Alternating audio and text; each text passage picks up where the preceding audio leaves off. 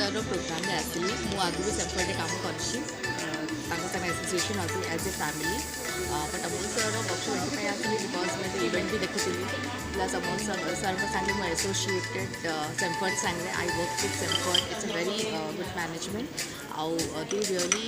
Impact quality education से माने बहुत मोटिवेशन दिखती स्टूडेंट्स मान को बहुत प्रोफेशनल वे स्टूडेंट्स मान को ट्रेन करती जो नाटा अच्छी सेम्फर्ट से means the foundation and for means rock like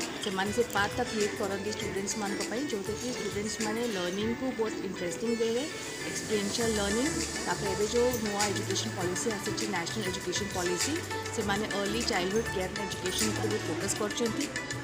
start भी करते से हिसाब से प्लस यहाँ बहुत एक्सेप्ट हो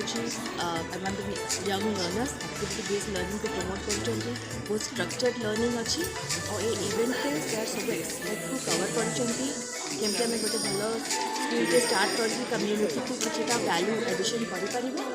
प्लस सोसाइटी को केमती डेभलप कर जो क्वालिटी एजुकेशन से पूरा स्कूल एजेंडा को ही चेंज करदे पोर्टफोलियो केमती क्वालिटी एजुकेशन मोटिवेशन रे गोटे भल एजुकेशन दि जाए।